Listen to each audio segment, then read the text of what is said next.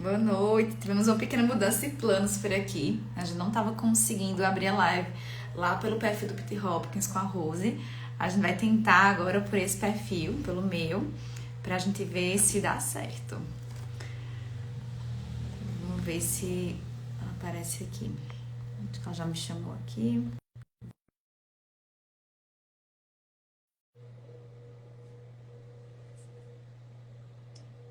Ver se vai carregar. Às vezes nesse horário pode ter um congestionamento. Oi, gente. Boa noite.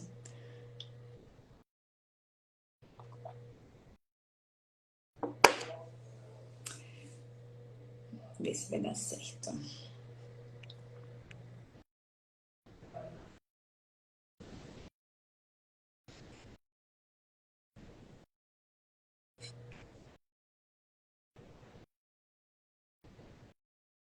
Não tá carregando.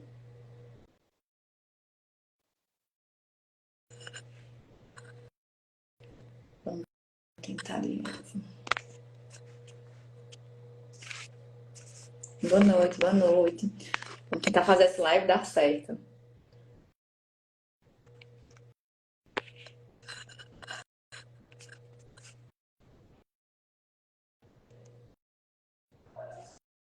Deixa eu ver se convidando aqui pelo perfil. Vai.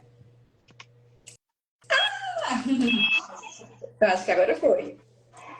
Eu entrei, eu me vejo, mas não te vejo. Mas agora você tá me vendo? Não. Não, não te vejo, tá preto pra mim. Deixa eu ver se carrega um pouquinho. Porque agora eu te vejo, te escuto. Ai, que bom. Eu não sei o que que tá acontecendo. Você viu, aquela hora deu certinho. Pensando, a gente fez o teste. A gente fez o Hã? teste. A gente fez o teste, deu Então, certo. da outra vez que eu fui fazer a live com os pais, eu fiz o teste, no teste dá certo, depois não dá certo. Eu tô achando que é esse horário. Não sei. Aqui a Kiara tá dizendo que tá vendo as duas. Ah, então, se estão vendo, então vamos lá. Eu não te vejo, mas se você tá me vendo, beleza. Vendo perfeito, o sinal tá ótimo, não tá falhando nada. Às vezes depois carrega a minha imagem. Mas eu acho que a gente Não podia. sei. Não sei, acho que a gente podia já ir começando, porque como vai ficar, tá gravando Sim. aqui pelo meu, depois vai ficar salvo e a gente vai ver tudo.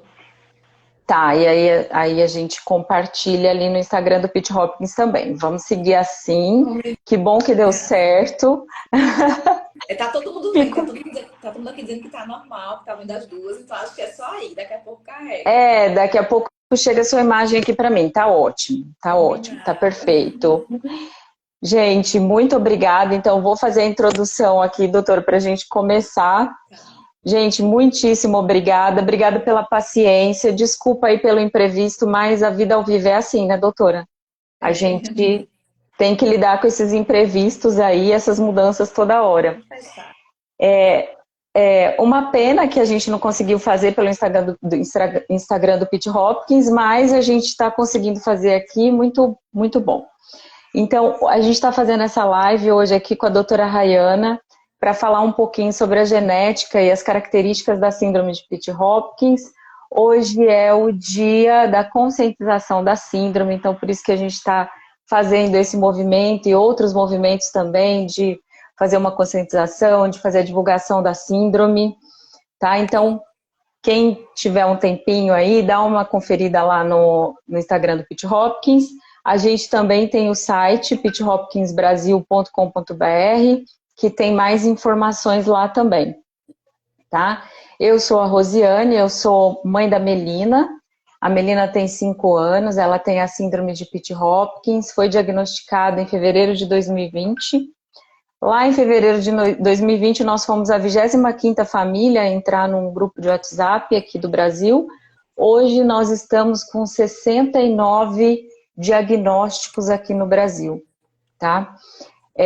Na verdade, são 68 diagnósticos que fazem parte desse grupo do WhatsApp, né? A gente não sabe se tem outras pessoas com a síndrome que não entraram em contato com a gente. E aí, assim, ao longo da nossa conversa aqui, eu vou falando um pouquinho sobre as características da síndrome, sobre o panorama no Brasil, o panorama no mundo. Mas eu queria primeiro agradecer a doutora Rayana por ter aceito. Obrigado por ter me ajudado aí com essa com a live. Obrigada pelo tempo. A doutora Rayana também acompanha a gente no grupo de WhatsApp, né? Tá sempre ali ajudando. Muitíssimo obrigada. Agradeço o meu nome, agradeço o nome de todas as famílias. E eu vou falar um pouquinho sobre você aqui, doutora, mas depois você pode complementar, tá bom? Certo. A doutora Rayana é geneticista, mestre em genética humana pela USP, professora da Universidade Federal da Paraíba. Dessa vez eu não vou assassinar a geografia. E médica também do Matheus, que é filho da Sarita. Eu não vou falar o nome de outras crianças, porque eu não pedi autorização para os pais, tá? A doutora Rayana, como eu falei, ela está sempre muito disposta, a gente ajuda muito a gente ali. E como todo mundo sabe aqui, ela divulga muito sobre síndromes raras, condições raras aqui no Instagram dela, no Genetigram. Obrigada, passo a palavra para você aí, doutora. Bom, gente, é sempre muito bom estar em contato com vocês, né? Então, eu fico muito feliz com o convite e com esse espaço, a gente poder estar falando aqui mais sobre Pit Hopkins. Eu acompanho ali, na medida do possível, o grupo e, assim, é sempre tão gostoso a gente ver como vocês se acolhem, né? E a gente poder ver que está crescendo esse grupo, no sentido de que a gente está tendo mais diagnóstico, né? A gente sabe o quanto, a gente vai inclusive conversar sobre isso hoje, o quanto é importante a gente fechar o diagnóstico, trazer essa assistência melhor para cada paciente, para cada família, e que esse movimento ele possa realmente ganhar, né, um alcance cada vez maior. Inclusive, eu já vou até deixar a dica aqui, porque eu sei que tem pessoas que não são só ali do grupo, eu tô vendo aqui muita gente entrar, então se vocês conhecem pessoas que têm o diagnóstico de Hopkins, deixe o contato aqui com o pessoal, entre em contato para fazer parte aí dessa família, né, que é uma família de Hopkins. Sim, e a gente vai falar um pouquinho das características aí também, né? Tem algumas pessoas que ficam em busca do diagnóstico, né? E eu acho que é importante até falar dessa questão de procurar o geneticista, né, doutora? Para ter um diagnóstico mais assertivo, né? Isso. Quando a gente fala de síndrome genética, tem muitas características já síndrome que se confundem com outras. Então, por exemplo, atraso de desenvolvimento, né, neuropsicomotor, tanto o atraso motor como o atraso da parte cognitiva, né, o atraso de fala, que é bem importante para o Hopkins. A gente tem a que chama de dismorfias, são características físicas que chamam a atenção. Tudo isso a gente vê em comum com várias outras síndromes também. Então, quando a gente fala de atraso, a gente sabe que é uma condição que precisa ser investigada. No caso do Pit Hopkins, à medida que a criança vai crescendo, principalmente, as características físicas, o rostinho, ele vai ficando mais parecido com o que a gente conhece da síndrome, né? Então, quem conhece, inclusive, aí outros pacientes, às vezes consegue reconhecer. Na genética, a gente chama esse gestalt, que é quando a gente bate o olho, a gente reconhece. É o que a maioria das pessoas faz quando vê, por exemplo, um paciente com síndrome de Down. Eu tenho certeza que todo mundo que está aqui, quando vê uma pessoa com síndrome de Down, reconhece. Por quê? Já viu essas características alguma vez na vida. O do Pit Hopkins, eu sei que as mães elas já reconhecem os pacientes, já conseguem ver esse rostinho, às vezes bate o olho, doutor, eu acho que eu vi um paciente que tinha a mesma síndrome. É o mesmo processo, né? A gente sabe que com o tempo essas características elas vão ficando mais definidas, né? O rosto ele vai ficando mais formado, com o formato ali do Pit Hopkins. E aí por isso que às vezes no comecinho, ali nos primeiros meses de vida, nem sempre é tão simples. E tem outras coisas que a gente sabe que são características da síndrome também, que acho que a gente vai comentar, né? Mas acho que o pulo do gato, para a gente já pensar em investigar, são esses quadros de atraso de desenvolvimento. A gente pode ter outras coisas também, mas acho que o atraso é, assim, é o mais precoce, a característica mais precoce para a gente suspeitar. Sim. Aí, doutora, acho que seria legal falar assim, um pouquinho sobre que tipo de atraso, né? Quais são esses marcos assim que são importantes, né? Não só para a síndrome de Pit Hopkins, que a senhora falou, né? Mas assim, para senhora, desculpa, super jovem, né? Não só para a síndrome de Pit Hopkins, mas assim, essas características, assim, esse atraso no desenvolvimento global, ele é comum de muitas síndromes, né? Então, quais são os tipos de atrasos, assim, que são importantes dos pais ou dos médicos, de repente, né, levantarem esse alerta aí? Antigamente a gente ouvia muito falar, mas está no tempo, cada criança tem o seu tempo. É. Mas na verdade a gente sabe que existe uma idade esperada para a gente conquistar os marcos. Então eu vou falar alguns, porque eu acho que fica de alerta e é mais fácil da gente observar. Né? Então o primeiro que a gente espera é o sustento cefálico, é o sustento do pescocinho. É quando a gente diz que a criança ficou durinha. Né? É muito comum a gente esperar que isso aconteça com 3 meses. Então, com 3 meses, a gente já não vai ver a criança caindo aqui o pescocinho, por exemplo, tá? Com 6 meses, a gente espera que a criança esteja sentando sozinha. O que é esse sentar sozinha? Não é a gente colocar a criança e ela ficar, não. É quando a criança, ela por si só, ela consegue ficar sentada. É aquela criança que a gente deixa ela deitada no berço, quando a gente chega, ela tá sentadinha. Ou seja, ela sentou sem nenhum apoio, sem ninguém colocar. Um outro marco é engatinhar. Engatinhar, a gente espera que aconteça ali por volta dos 9 meses. É um marco que talvez tenha mais variação, porque nem toda criança a gente sabe que engatinha. Mas a gente fica atento, pelo menos com se arrastar. E o outro marco é andar, que a gente espera que a criança ela ande com 1 ano de idade, tá? O andar, a gente nunca espera que a criança ela já comece a andar, porque o desenvolvimento da gente, ele começa de cima para baixo. Né? Então, esse desenvolvimento ele é crânio-caudal, que a gente fala. Então, a criança primeiro precisa sustentar o pescoço, depois sustentar o tronco, ter força no quadril, para depois conseguir andar. Tá? Então, se a gente nota atraso em qualquer um desses marcos, já vale a pena a gente investigar.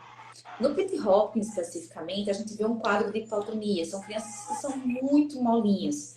Então, é comum a criança chegar com 6 meses, 10 meses, e não tem nenhum sustento do pescoço ainda, em alguns casos, tá? Uhum.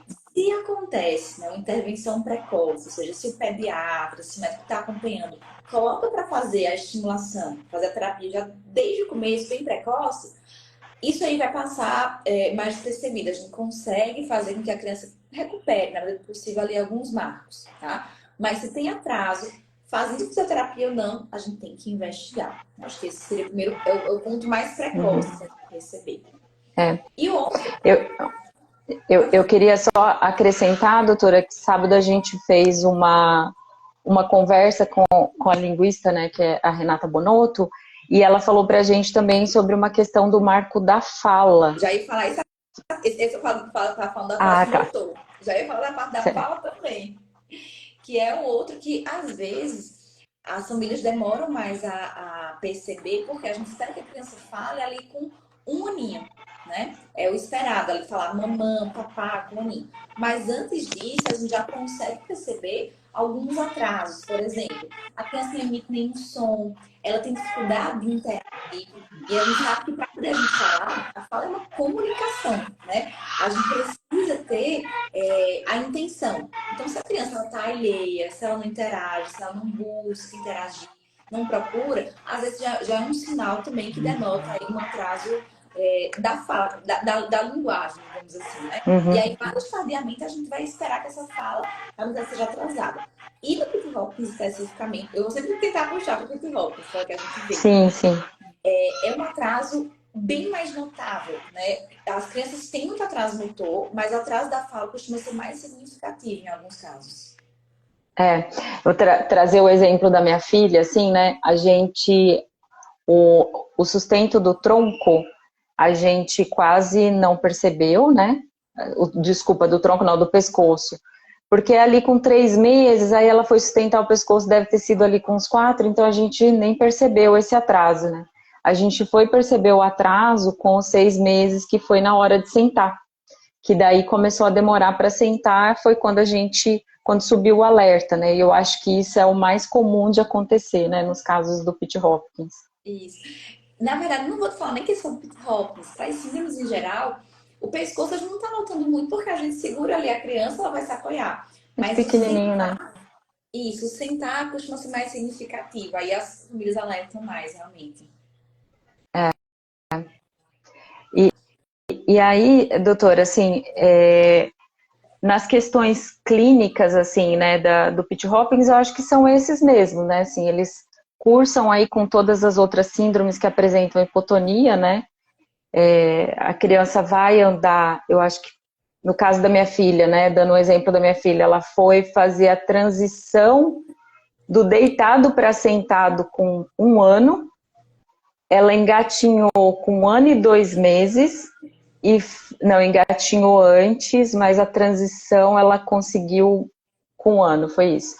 E aí foi andar com 1 ano e 10 meses. Então, assim, pra gente que é pai, assim, às vezes a gente fica até um pouco em dúvida, né? Porque às vezes vai no médico, o médico fala, não, é o tempinho da criança, né? Mas já se apresentava um atraso ali, apesar dela ter andado um pouquinho fora, né? Mas não era aquele andar, né? Que ela andava direitinho, assim, já anda um pouquinho mais mole, né? O quadril, né? Dança muito, assim, né? Dá para ver bastante a hipotonia. Eu tenho paciente que já é adolescente quase, já é uma criança grande e que ainda não anda sem apoio, Uhum, né? Então, assim, esse atraso, na verdade, ele vai variar de criança para criança. Alguns são limítrofes e podem passar despercebidos. E aí, a questão dos pediatras dizerem, cada um tem o seu tempo. Em geral, para esses marcos que eu comentei, né? 3 meses, 6 meses para andar, a gente costuma dar ali desvio padrão, um limite de até no máximo 2 meses. Eu sempre até, uhum, quando estou com as residentes de pediatria, eu sempre oriento, gente, atrasou 1 mês, a gente já tem uma criança ali que é para ficar de olho, né? Esse negócio de tem seu tempo não existe. Tempo é cérebro, é desenvolvimento, é vida, né? Se a gente bobeia e deixa essa criança passar, inclusive assim, se a gente perde segmento, a gente está perdendo tempo de estimulação, né? E uhum. aí, uma coisa que diferencia também essas crianças é que quanto mais cedo acontece essa estimulação, melhor vai ser a resposta. Né? Eu costumo brincar que o cérebro da gente é como se fosse aquelas argilas que a gente brinca para fazer vasinho quando é criança. Uhum. Depois de um tempo, essa argila ela seca e fica dura. Né? Então, a mesma coisa do nosso cérebro. No começo, ele é muito mais maleável. A gente tem ali a neuroplasticidade. Depois de um tempo muito mais difícil a gente fazer essa estimulação e ter uma resposta tão boa quanto quando a criança ela é pequena. Sim, sim. É, a intervenção precoce, né? Independente de receber o diagnóstico, eu acho que é fundamental, né? A Exato. E é gente uma coisa que a gente começou não pode aqui. esperar. É, a gente começou a intervenção, ela tinha uns 7 meses, né? Que foi quando, que foi isso, assim, né? Eu esperei 1 mês, quando deu ali, chegou perto do 7º mês, eu falei, não, peraí, está estranho, né? Já está passando demais, né? Já era para estar um pouquinho mais durinha. E aí a gente já iniciou as intervenções, já começou fisioterapia. E aí eu acho que uma das questões que a gente queria falar é sobre essa parte de terapia, mas vamos Não, a gente só chega uma lá. outra. Tá, vamos A passar gente pela chega restante. lá. O que Quer eu comentar? queria. Vamos comentar sobre outras características da síndrome? A gente falou só sobre o Ah, atraso, que é sim, tranquilo. eu acho que é legal falar das características faciais também, né? Que assim, a gente estava comparando ali com as questões da síndrome de Down, que é justamente que está bem presente na característica facial, né? Uma coisa que é legal da gente observar, no grupo a gente tem crianças de todas as idades, né? Inclusive quem depois acessar o perfil nos stories, nas postagens, a gente tem foto de vários pacientes, que é muito importante para as pessoas reconhecerem. E se a gente observar pela idade, coisas que acontecem na medida que a criança fica mais velha, a gente começa a ver o que a gente chama de prognatismo, que é o queixo ficando mais para frente. Então a criança que tem esse queixo maior ao longo do tempo, às vezes que a gente pode ter uma face um pouco mais grosseira, com o nariz um pouco maior. Uma criança que tem isso aqui um pouco mais baixo, né, que faz essa projeção do queixo. São crianças que têm essa face que chama a atenção. Aquilo que a gente comentou de ter uma face tão característica como tem para cima do Down, né? Eu não sei se Uhum. aí vocês notaram isso com o tempo. Da Pitt Hopkins. Não, para sua filha, Ou, com o para tempo. minha filha? Não, a minha filha foi assim, quando ela nasceu, eu notei que ela tinha um rostinho diferente, mas eu achava que era de bebê, né? Eu achava, porque para mim ela tinha nascido com o rosto amassadinho, né, de bebezinho, a outra tinha nascido com o rostinho certinho, assim, sem estar amassadinho. E aí, com o tempo, o rostinho continua amassadinho, né? Então, assim, eles têm o narizinho amassadinho aqui, assim, né? A narina um pouquinho maior. Esse nariz um pouco maior, com um filtro mais curto, né? Essa boquinha com um filtro É, um pouco mais e curto. aí a boca, assim, ela nasceu com um lábio super grosso, né? Assim, com a boca enorme, assim, né? Com muito lábio. E aí eu também achei que fosse coisa de bebê, mas com o tempo não foi sumindo, né? Isso. Essa Continuou. boca grande também é bem característica. A gente chama de É, macrostomia, que é uma boca grande. é, Pode ter os lábios mais grossos também, né? É uma coisa que a gente observa em alguns isso. pacientes. E a orelhinha, né? A orelhinha meio de abano, Isso. que A orelha mais também. saliente, ela pode ser Isso. mais baixa, né? A gente espera que a nossa orelha ela seja mais ou menos na altura aqui do canto interno do olho. E aí neles a gente vê essa orelhinha mais baixa, mais rodada assim para Uhum, fora. Até comentaram também uma outra coisa que a gente vê com o tempo, os dentes mais espaçados, que uhum. acompanham essa boca que ela é maior também. Isso, os dentinhos espaçadinhos. A testinha Vai também é mais ter. curtinha. Exato. A Que às vezes sobrancelha reta. parece que o cabelo ele tá mais aqui embaixo, né? Dessa Uhum, impressão, mas essa fronte mais estreita. Tem essa retificação da sobrancelha e uma outra coisa, eles têm essa parte aqui da superior aqui do olho, da órbita, também que é um pouco mais grossa, né? Que é mais proeminente. A gente vê em alguns pacientes também. uhum. Mas é assim, essas características, elas são comuns, né? Assim, muitas crianças têm, mas nem todas, né? Tem algumas Exato. crianças que não apresentam as mesmas características. E E principalmente aí, não aparecem, Rose, de cara. Se a gente pega a foto de alguns bebezinhos, hum, logo ao nascimento a gente não vê. Isso é outra característica da síndrome. Essa face que vai ficando, a gente quer, do inglês, the coarse face. É uma face mais grosseira com o tempo, à medida que vai crescendo mesmo. E aí, por isso que nem sempre vai ter de cara. Ou nem todos vão ter, que é uma variabilidade que a gente vê mesmo, né? sim, é. E é interessante falar sobre isso, porque assim, às vezes a gente olha para alguma criança e a gente acha assim, não, olha e fala, não, essa tem a síndrome de Pitt-Hopkins, né? Porque naquele momento até parece, mas eu acho que à medida que ela vai se desenvolvendo, de repente as características vão sumindo e se aproximando até de outras síndromes, né? E aí, assim, eu acho que seria legal a gente falar da parte de investigação, que é uma parte que tem todos os exames, né, para a gente ter o diagnóstico associado a esse diagnóstico clínico. E o tanto que esse diagnóstico clínico, eu acho que ele é algo bem delicado, né, doutora? Isso. O diagnóstico clínico, a gente pode dar, né? A gente pode olhar para uma criança que tem Pitt-Hopkins, como a gente olha para outras, e bater o olho e fazer o que a gente disse que eu comentei que é o Gestalt, a gente conhecer o fenótipo. Só que existe uma questão de fenocópia, ou seja, um paciente que tem uma síndrome, mas que parece muito com Pitt-Hopkins e não é. E aí vem a importância de a gente fazer a confirmação molecular, da gente fazer realmente lá o exame para ter certeza de que é aquela condição. Né? Eu até falava que esses dias aqui no perfil exatamente sobre isso, que antigamente a gente batia o olho e dizia, não, essa síndrome com certeza. E a gente às vezes quebra a cara quando vai fazer exame genético. Uhum, Isso aconteceu nos últimos anos, que antigamente, até o próprio Dr. Décio, né? Ele tinha pacientes que acompanhou durante muito tempo com um diagnóstico e depois, quando foi fazer exame genético, para outra coisa. E a gente acaba tendo essa descoberta de que era um outro diagnóstico a partir do exame, né? Hoje, os exames eles são muito mais acessíveis, tanto em termos de acesso pelo convênio para quem tem plano, como também até em termos de custo, para quem vai precisar pagar o exame. E é o exame que a gente faz uma vez na vida. Então, vai tirar a nossa dúvida ou vai confirmar a nossa suspeita, né? E a gente tem estimulado cada vez mais, mesmo aquele paciente que a gente olha, não, é com certeza.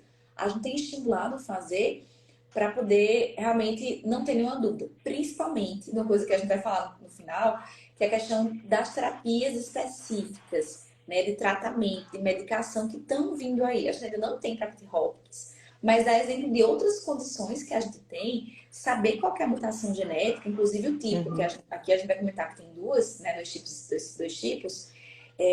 faz a gente indicar ou não alguma dessas terapias, por exemplo, né? Sim, principalmente a da medicação, né? Exatamente. As medicações que são específicas para alteração Sim, genética.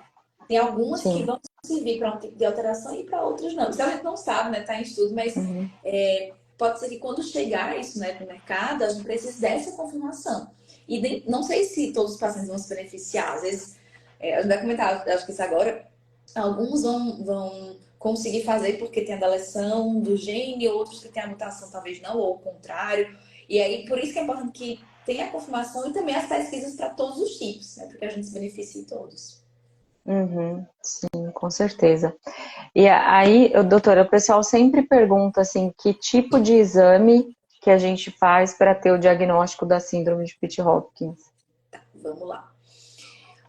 Acho que a gente pode falar primeiro o que é que causa, né, a síndrome de Pitt-Hopkins. Aqui a gente falou dessas características Uhum. todas. E o que causa a síndrome de Pitt-Hopkins é uma alteração que envolve o gene TCF4. Por que a gente fala que envolve? Porque eu posso ter dois tipos. Eu sei que tem gente aqui que não é da síndrome, eu vou explicar bem do básico para todo mundo entender, todo mundo aqui ficar Legal. no mesmo pé de Uhum. igualdade. Sim, Quando eu legal. falo, quando eu falo de gene, eu estou falando de uma alteração que é como se fosse um livro, tá? Então a gente tem duas cópias. Tem uma que vem da mãe e outra que vem do pai. E é assim com todo mundo, tá? A Rose tem, eu tenho, vocês que estão aqui também. E aí, essa alteração, ela vai estar dentro do que a gente chama de cromossomo, né? A gente tem 46 cromossomos e a gente tem metade que vem da mãe e metade que vem do pai. E é como se esse gene, né, ele estivesse presente no instante, né? Que é como se fosse a instante que abriga ali o nosso livro.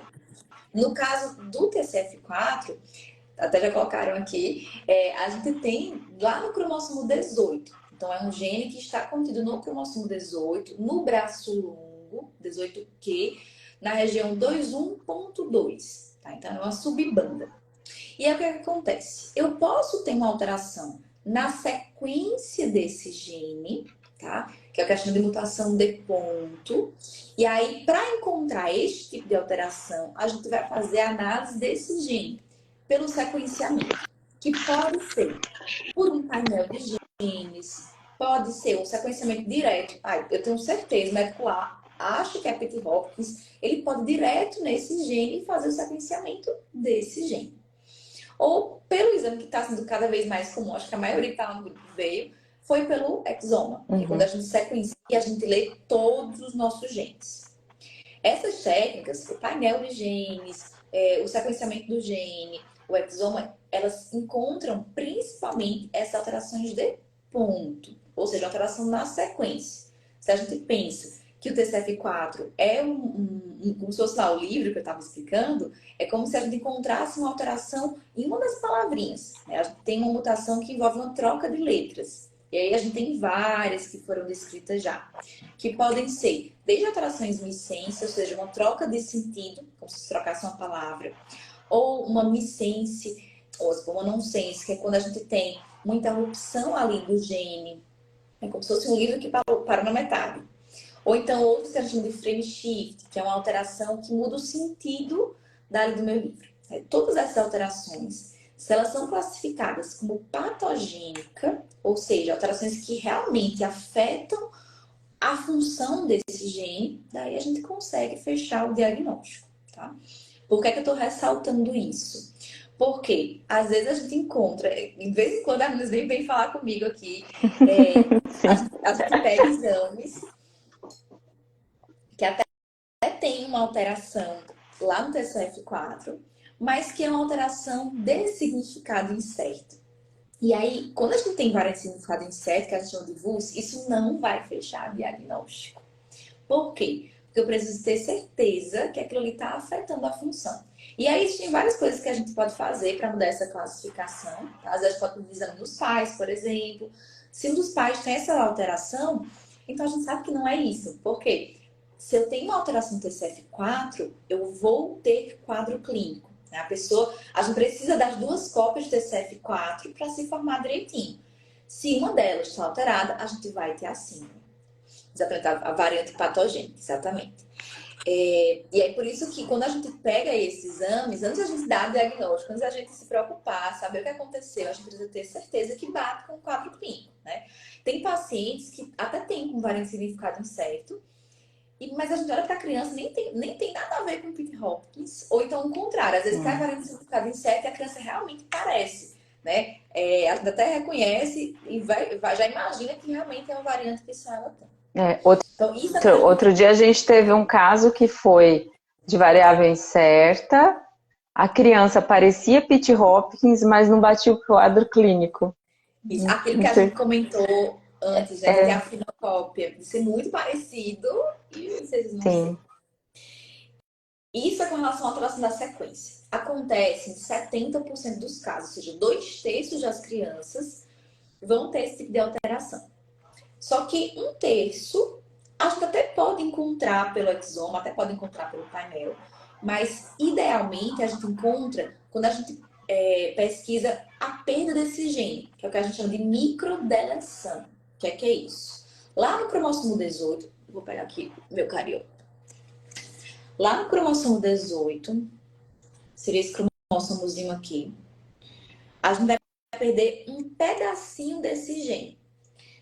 Esse aqui é meu cariótipo, tá, gente? Aqui a gente não vai conseguir ver, porque não é uma alteração que a gente consegue ver em cariótipo. Então, muitas crianças, inclusive, até fazem cariótipo nessa investigação, mas a gente não consegue ver porque é muito pequenininho. Só que a gente vai usar técnicas que ampliam isso aqui, fazem como se fosse um zoom. E aí, o melhor exame que a gente faz hoje em dia é o array, tá? O array, ele faz aí essa investigação dessa microdeleção, microduplicação. E o que é que a gente pode encontrar? Um pedacinho perdido lá no 18q21.2. Ou seja, perdeu todo o gene TCF4. Se eu perdi, ou seja, se eu só tenho uma cópia funcionando, eu também consigo fechar o diagnóstico de Pitt Hopkins. Até é possível, e eu sei que tem paciente que conseguiu fechar o diagnóstico assim também, lá pelo exoma a gente encontrar essa microdeleção. Mas o exame ideal para a gente fazer isso mesmo realmente é o array. É o array. Legal. É o exame que vai conseguir ver o pedacinho, onde foi que começou a quebra e onde foi que terminou. E consegue isso pro... Desculpa, isso para o caso de deleção, né? Isso, da microdeleção. Às vezes o cariótipo até consegue ver. Mas em geral tem que ser uma microdeleção bem grande para poder aparecer no cariótipo. Aí a maioria vai acabar perdendo, é mais difícil a gente conseguir ver. É raro do raro. Aqui no Brasil, acho que tem um caso que eu me lembro, assim, da mãe comentar que no cariótipo deu alguma alteração, alguma suspeita de alguma coisa. Os demais, o cariótipo veio normal, sem nada. Não, é assim, acho que menos de 1% em que a gente vai encontrar, é bem raro mesmo. E aí, um ponto importante, já puxando para essa questão da correlação, né, da alteração genética com o quadro clínico. Quando eu tenho uma microdeleção, ou seja, quando perde um pedacinho do cromossomo, em geral a gente não perde só o gene TCF4. Existem outros genes que já tem, que estão ali perto. Lembra que como se fosse um estante, tem vários livros. Então eu não perco só o TCF4. Eu posso perder outros genes, e quando a gente perde esses outros genes, a gente pode ter, exatamente, até a Débora está colocando aqui, quadros que costumam ser mais severos, que podem ser mais graves. Por quê? Porque a gente perdeu um pedaço do material genético, não foi só esse gene.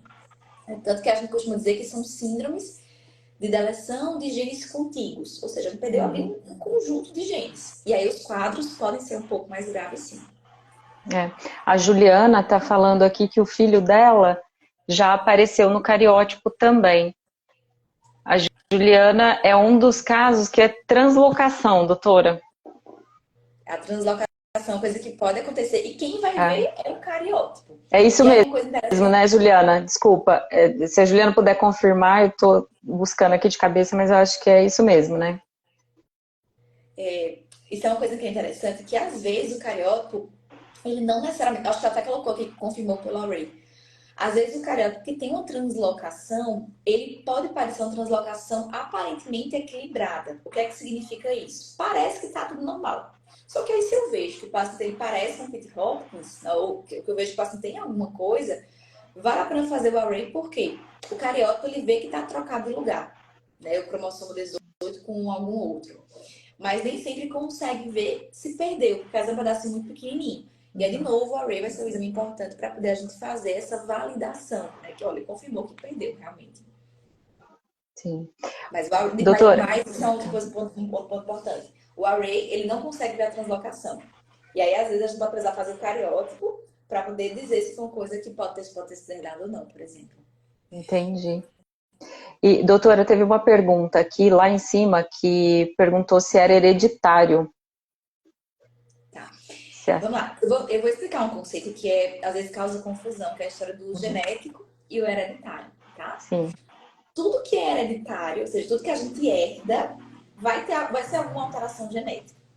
Mas nem tudo que é genético vai ser herdado. Então, vamos aqui, Pitt Hopkins. É uma síndrome genética, mas ela não costuma ser herdada, ou seja, os pais não costumam ser afetados. Acho que tem um pai e uma mãe que não tem nenhum quadro clínico. Qual que vai ser, eu não vou dizer bem a exceção, quando é que existe uma chance aumentada de ter um outro filho? Esse caso, por exemplo, da translocação.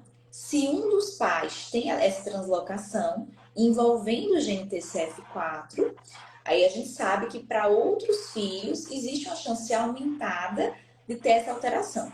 Mas vejam que não é que vai herdar essa síndrome dos pais, né? Que o risco de acontecer aquela alteração de novo, ele é maior.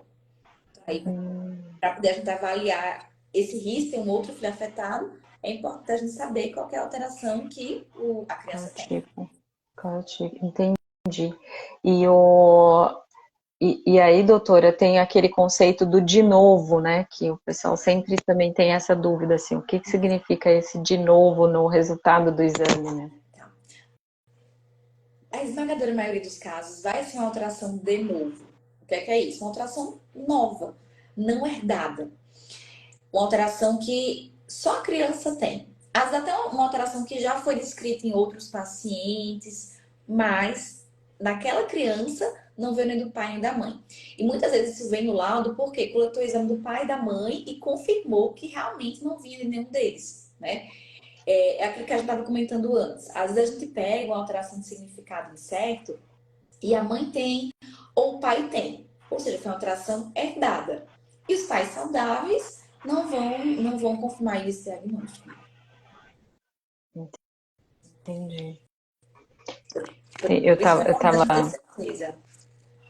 Aham, sim. Eu queria só trazer um pouquinho de números aqui, né? Eu falei para vocês que aqui no Brasil nós temos 69 casos, né? Que são esses 69 casos que fazem parte desse grupo do WhatsApp. E no mundo, recentemente, a Fundação Pitt Hopkins dos Estados Unidos fez um censo, né? Ela ainda está com esse censo aberto, né? A gente tem esperança que todos respondam aí, né? A gente faz a campanha para que todos respondam.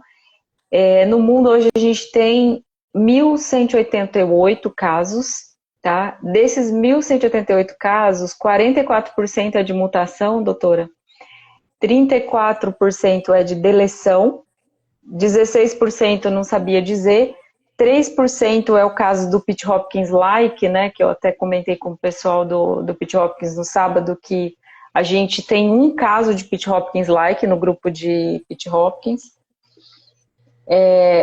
E aí 1% é duplicação, translocação ou deleção e duplicação, e 1% foi através de diagnóstico clínico, né? Então, assim, o caso de duplicação, o caso de translocação são casos mais raros, né? Os mais comuns são a mutação e a deleção. O que acontece? Assim, a duplicação é uma crise mais rara, por quê? O que acontece no Pitt Hopkins é uma perda de função. E em geral, isso acontece quando a gente tem uma deleção do gene em determinados tipos de alteração lá de ponto. Eu queria só comentar uma coisa que é bem raro, mas eu vi que movimentou bastante aqui os comentários, que é a história de ser herdado ou não ser herdado. Existe uma outra alteração que acontece, que a gente chama de mosaicismo. O que é isso? Mosaico é mistura. É quando nem todas as células têm a mesma alteração. Eu fui até olhar aqui e tem relato de 2 casos na literatura em que eram duas mães, se não me engano. Duas mães, elas não eram afetadas, elas não tinham quadro clínico, mas elas tinham algumas células que tinham ali a mutação. E aí, por conta disso, tiveram mais de um filho. Isso é feito. Quando a gente faz o exame lá, identifica isso. Mas é um percentual de células tão pequenininho que também são. E aí, já tem uma pergunta que eu acho que fizeram aqui, que é como saber. O ideal é testar. Não dá pra gente bater o olho da pessoa e saber. E a outra coisa que pode acontecer, parece com que acontece em outras síndromes genéticas, essa alteração está presente só lá nas gônadas, ou seja, lá nos ovários ou lá nos testículos. E aí a mãe ou o pai ter outras células, né, um outro óvulo ou um espermatozoide que tem essa alteração. É o que pode explicar esse caso dos gêmeos que está aqui, por exemplo. Né? A gente pode ter mais de uma gônada, ou seja, dois espermatozoides ou dois óvulos, né? Se foi um óvulo que foi com dois espermatozoides, se foi às vezes era esse óvulo, né, que tinha ali a alteração. Ou a gente poderia ter dois óvulos e os dois tinham alteração, ou dois espermatozoides. Né? Mas essa alteração ela pode acontecer só nas gônadas. E não quer dizer que necessariamente vai ser uma condição herdada, né? Já que a mãe ou o pai, na sua genética, não tinha. Estava só lá na hora realmente do bebê ele ser formado. Eu ia citar também esse caso dos gêmeos, né? A gente tem um caso de gêmeos aqui no Brasil. A gente fez até uma live com a mãe, né? Com a Carol. Ela deve estar por aí.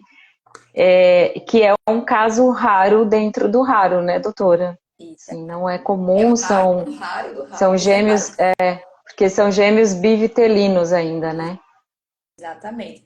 É o raro do raro do raro. É o caso, inclusive, quando a gente pega esse tipo de situação em outras síndromes até, em que são condições que a gente diz que são isoladas, são por mutações novas. Quando a gente pega gêmeos que são de placentas diferentes, às vezes a gente faz até um exame que é para confirmar se são realmente gêmeos diferentes, porque acontece às vezes de parecer, mas não sei, de tão raro que é esse tipo de situação, tá?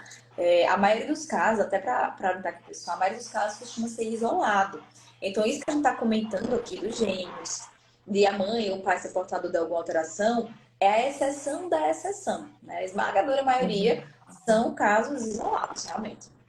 Uhum. E uma mãe aqui também perguntou, doutora Débora, ela perguntou qual eram os pais. Se seria o exoma também. Não. O que a gente precisa saber é se aquela alteração também nos pais. E aí depende se é uma mutação de ponto na sequência, né, que foi esclerosado pelo painel, ou se é uma alteração com microdeleção. Se é uma alteração de ponto, a gente precisa daquela alteração. Se é o array, por exemplo, a gente pode precisar fazer o array nos pares. Então, depende de cada caso. Tá? E tem várias técnicas que a gente consegue fazer. E aí, às vezes, mesmo que aquela microdeleção ela tenha se identificado pelo exoma, que acontece em alguns casos, aí a gente tem que escolher a melhor técnica para poder fazer essa confirmação. Uhum. Entendi. Doutora, a gente já está dando a nossa hora aqui. Eu tô vendo isso, mas deixa eu só complementar uma coisinha. Pode falar. Tô vendo aqui as pessoas perguntando, isso precisa fazer, como é que faz para saber se é de novo? Tem muita coisa que a gente precisa levar em conta na hora de indicar isso. Se eu sei que a alteração é realmente patogênica, nem sempre a gente vai precisar fazer exame nos pais, né? Então depende muito também do desejo dos pais de ter outros filhos. Existe uma série de coisas que a gente realmente precisa avaliar de acordo com cada família, tá? Então, aí o ideal é a gente conversar para ver qual que é cada situação. Aqui a gente tá fazendo um apanhado geral. Isso. E uma coisa que eu acho que é importante frisar. Quem faz essa investigação? Qual a especialidade médica? Então, o ideal é que seja um médico que seja capacitado para solicitar, tem sempre que a gente chama de aconselhamento pré-teste, né? Indicar o exame adequado, fazer a avaliação do paciente, escolher a melhor técnica, né? Nem sempre a gente vai começar pelo exoma, nem sempre a gente vai começar pelo array, depende muito do paciente. Às vezes a criança tem só atraso, mas não tem tantas características físicas. Ou às vezes não, a gente já tem muito mais alteração. Depende, né? Depende até do acesso que a gente tem ao exame também. E uma pessoa consiga interpretar, né? Em geral, a gente vai indicar acompanhar com o médico geneticista, mas hoje a gente sabe que tem neuros também que já conseguem fazer isso, outros profissionais. O que eu sempre friso é que tem que ser um profissional capacitado, habilitado, para que a gente não tenha o risco de pegar um exame, não saber solicitar e não saber interpretar direito. Que a nossa maior dor de cabeça hoje em dia é os pais que chegam aperreados com o resultado Uhum. que foi solicitado de um exame e que, não sei o que é isso. Né? E aí, às vezes a gente tem que desmanchar o nó que deu na cabeça dos pais depois. Sim, como imagino. Eu queria acrescentar uns números aqui com relação à pesquisa, né, com relação a esse censo. A gente tem hoje no mundo e aqui no Brasil também a criança mais nova com diagnóstico aqui é de 1 ano, né? No Brasil, a pessoa mais velha tem 32 anos, é uma menina, uma mulher, né? E no mundo, eu não me lembro exatamente, não sei se é no Reino Unido ou nos Estados Unidos, tem 50 anos. Então, existe sempre essa questão com relação à expectativa de vida, né? E aí, até uma outra dúvida que é muito frequente, doutor, é se a síndrome é degenerativa, né? E aí, assim, se puder falar rapidamente, assim, a diferença, né? Assim, o que que é uma síndrome degenerativa e o que que é uma síndrome como o Pitt-Hopkins, por exemplo? O que acontece com o Pitt-Hopkins? Apesar de terem sintomas que aparecem com o tempo, a gente não considera que é degenerativo porque a gente não vê sinais de regressão, a gente não vê sinais de, digamos assim, quando a gente fala degenerativo, é como se fosse realmente desmanchando o cérebro está regredindo. Não é o que a gente vê Uhum, com a síndrome. Por mais que a gente tenha muitas limitações, a gente tem muita deficiência intelectual que costuma ser moderada a grave. A gente não costuma ver essas regressões de forma tão forte como a gente vê. A gente até pode ter alguma regressão pontual, porque teve uma infecção, porque teve alguma outra complicação, crise convulsiva, alguma coisa pontual. Mas é que a gente não considera que é uma síndrome degenerativa, neurodegenerativa. uhum. Qual que era a outra pergunta? Era sobre essa questão da síndrome quando ela é neurodegenerativa mesmo. Quais são as características, assim, para diferenciar? Porque às As perguntas vezes que a você... gente Outra pergunta, né? Só que tem duas. Sim, mas fala, às vezes vê o quê? Às vezes a gente vê assim, a criança aprende alguma coisa e ela faz alguma coisa e depois não faz de novo, né? Então, acho que é Aí, por isso a confusão com ser degenerativo. tá, mas aí a gente tem que entender outro ponto que eu comentei, que é a deficiência intelectual. A deficiência intelectual, a gente vai ter um déficit cognitivo, a gente vai ter dificuldade de aprendizado, em que às vezes a gente consegue e daqui a pouco esquece. Por quê? Porque o cérebro de quem tem alguma deficiência intelectual não considera que aquela informação é importante ou ela não foi captada como deveria. Às vezes ela nem foi aprendida realmente. Às vezes ela simplesmente imitou naquele momento, mas depois não conseguiu reproduzir, né? Então, assim, a gente não vai considerar que isso é uma neurodegeneração. Quando a gente fala de neurodegeneração, é uma coisa muito mais ampla. Né? Não é esse aprendizado, é a questão dos marcos motores, dos marcos cognitivos. A gente vê um quadro que, inclusive, ele, em geral, não consegue nem voltar. Quando a gente fala dessa questão da aprendizagem, às vezes, insistindo, a criança, uma hora, ela consegue aprender diversas coisas. Desde a comer, às vezes com talher, ou alguma outra coisa. Às vezes, depois de muita insistência, água mole, pedra dura, tanto bate até que furar. Às vezes vai, realmente. Uhum, Diferente da neurodegeneração, em que esses marcos, é difícil que eles vão voltar. uhum. Certo, doutora.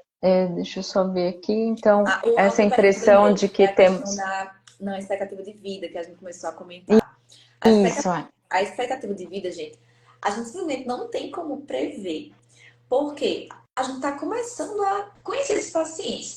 De 32, 54, com tiver diagnóstico, né? Muitas pessoas têm um diagnóstico muito tardio porque não existia, né, essas ferramentas antes. Então, existe aí esse processo de estudo da história natural que está sendo feito, para a gente entender isso.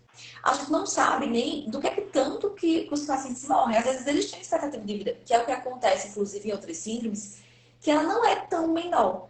A gente começa a ver que realmente é quase igual, mas a gente não conseguia acompanhar porque a gente não tinha noção, né? Deixa eu só ler aqui, calma. Então, apareceu um comentário em espanhol, tem que parar. Calma. Tá falando aqui que além da questão da expectativa de vida, a questão da qualidade é uma coisa que sim, a gente tem que pensar. Né? A gente às vezes fica com uma expectativa de que viva muito, mas precisa viver bem. Né? Não adianta que a criança ou o paciente eles tenham, vivam sem qualidade de vida. Mas tem que lembrar também que tem muitas coisas que a gente vai precisar avaliar. Né? E a gente está aprendendo a cuidar dos adultos que têm pit Hopkins. Isso é uma verdade. Porque a gente não tinha diagnóstico de adulto também, né? Esse adulto, por exemplo, que tem 50 anos, ele foi diagnosticado recente, né? Pois é. Então, E eu tenho certeza como tem muito mais, Rose. Se a gente parar para sim, pensar, para observar, eu falo do meu consultório, inclusive, eventualmente chega famílias que têm adultos com deficiência intelectual. Mas quantos na prática param para investigar isso? Às vezes querem por curiosidade, mas porque não vai fazer mais diferença, acha que não vai. Então, assim, esses pacientes estão se diagnóstico, tenho certeza. E com relação só voltando lá atrás, que a gente tinha comentado com relação a ter o diagnóstico para ter hoje os tratamentos, né? Hoje a gente não tem um tratamento específico para Pitt Hopkins, né? Pensando em medicação, né? Mas a gente tem algumas pesquisas em andamento, que é como você falou, né? Assim, são pesquisas que são para aquela síndrome específica, né? No caso do Pitt Hopkins, para quem tem a deleção ou a mutação no gene TCF4. Então, assim, é importante que se tenha um diagnóstico para quando aparecer, né, um tratamento desse, consiga fazer desse tratamento que é de medicação ou tratamento gênico, né? A gente tem uma pesquisa também que é uma terapia genética. Tem várias terapias de andamento, né? Tem uma que é bem interessante, que é bem importante, na verdade, que é o modelo animal. O que a gente fala do modelo animal? É quando a gente pega um ratinho em geral, algum bichinho que vai ter a síndrome. E a gente precisa estudar isso porque como é que vai funcionar e depois para aplicar depois o tratamento. Tem os ASOs, que são os antinucleotídeos, tem medicação a terapia gênica que vai tentar repor. Tem uma outra medicação que eu vi, tem algumas que estão em andamento, né? Ainda bem iniciais, mas como você falou, eu só consigo usar essa medicação se eu tenho o diagnóstico confirmado. Certo. Doutora, acabou o nosso tempo aqui, mas até amanhã, né? Eu peço até desculpas aqui para as pessoas que perguntaram sobre outras coisas. A gente hoje queria focar um pouquinho no Pitt Hopkins, porque hoje, falando de novo aqui, hoje é o dia da conscientização da síndrome de Pitt Hopkins, então por isso que a gente focou, tá? A doutora emprestou para a gente aqui o Instagram, porque o Instagram do Pitt Hopkins fazia a conexão. Então eu peço desculpas aí para quem fez perguntas e a gente não conseguiu atender, mas a doutora também responde muito, né? Ali faz muitos vídeos explicando bastante coisa, né? De vez em quando eu abro a caixinha, as dúvidas que eu não respondi aqui, mandando a caixinha que a gente tenta ver. Hoje é muito foco, a gente falar do Pitt Hopkins, tá? Inclusive, vou até aproveitar, as pessoas que estão aqui, que não são lá da página, sigam lá a página, o pessoal tem um trabalho maravilhoso e ajuda também a ampliar esse conhecimento voltado para a síndrome. De repente, pessoas que vocês vão reconhecer, que tem aquele rostinho, ajudar a receber esse diagnóstico. Eu ia só fazer um comentário, questão do tratamento, que eu sei que a gente tinha visto para falar também, né? Não só tratamento de medicação, que é o que a gente está doido que chegue, mas terapia, a questão da estimulação. Mas o seu diagnóstico é importante também para algumas características da síndrome, por exemplo, eles têm hiperventilação, eles têm muito quadro de constipação, e às vezes, se você não tem esse diagnóstico, às vezes você não sabe lidar. Então, hoje à tarde, eu atendi um paciente com Pitt Hopkins, que estava com uns quadros de choro inconsolável. E uma das coisas que a gente observou conversando com a mãe é que está muito relacionado com a constipação. É uma das coisas que a gente vai pensar. Sim. Que é piorada a característica porque a criança não sabe falar, não sabe se comunicar. Eu tenho outro paciente que tem essa questão da hiperventilação e que a gente precisa ajudar a manejar porque pode levar a complicações, às vezes não sabe o que é, pode achar que é outra complicação. Então, ter essa informação é super importante. Como também para características que são mais fáceis de lidar. Então, por exemplo, são crianças que gostam muito de música, né? Muitas delas têm essa afinidade. Então, é uma coisa que pode facilitar na hora das terapias. Ou então, saber que precisa usar, que muitas delas precisam usar óculos, né? Então, ficar de olho aí para o acompanhamento, para poder a gente fazer a orientação e correção. Não é porque tem deficiência intelectual que a gente vai deixar a criança sem a correção visual, por exemplo, né? E por aí vai. Então, ter o diagnóstico ajuda muito, muito mesmo. Não só para a gente saber o que causou, mas para saber o que é que vai fazer com esse paciente depois. Pra direcionar, né, os tratamentos adequados aí. Doutora, muitíssimo obrigada. Como eu falei, se deixar a gente fica aqui até amanhã, tem muita coisa aqui que a gente acabou não conseguindo falar, mas acho que a ideia era essa mesmo, era passar um pouco. Quem tiver dúvida pode entrar em contato com a gente, tá? Fiquem à vontade. Alguém falou assim, doutora, vem para São Paulo, e aí a outra pessoa já ficou com ciúmes ali, já falou, não, vem para o Rio de Janeiro. Mas quem chamou para São Paulo foi a Luciana. A Luciana, a gente vai ter um encontro presencial em São Paulo, lá no prédio da Luciana, que é mãe da Vitória, no sábado, dia 30. Então, doutora, está convidada, mas eu sei que você acabou de voltar aí para casa. Eu já fui para São Paulo, foram 4 vezes no último mês. Eu Eu vou muito para imagino. São Paulo. E quem falou do Rio, tá no Rio aí no final de semana que vem. Tem umas coisas que a gente tá preparando, depois eu divulgo por aqui. Ah, legal. E uma coisa importante, a gente vai acabar a live, é outra coisa que eu vou falar. Divulguem, tá? Essa paciente que eu atendi hoje comentou que mesmo com o meu relatório, mesmo com minha cartinha, os médicos pegavam, quando ela chegava na emergência, e dizia assim, não conheço essa síndrome. Eu já tenho todo o cuidado de fazer todo um relatóriozinho, com todas as informações, mas a gente sabe que quando a gente fala de doença rara, é coisa rara, que a maioria das pessoas não vai conhecer, né? Então, ou então de momentos como esse, é a gente juntar realmente aqui a família Petit Hopkins para tirar essas dúvidas, mas também para que as pessoas consigam conhecer. Então, eu tô vendo muita gente aqui que não é da família, mas que aprendeu um pouquinho mais, com certeza. Com certeza. E aí falaram para você não sair da Paraíba, viu? Doutora, muitíssimo obrigada. Obrigada a todos aqui. E a gente se vê em breve lá no Instagram do Pit Hopkins. Um Um beijo. beijo, gente. Boa noite. Boa noite. Tchau, tchau.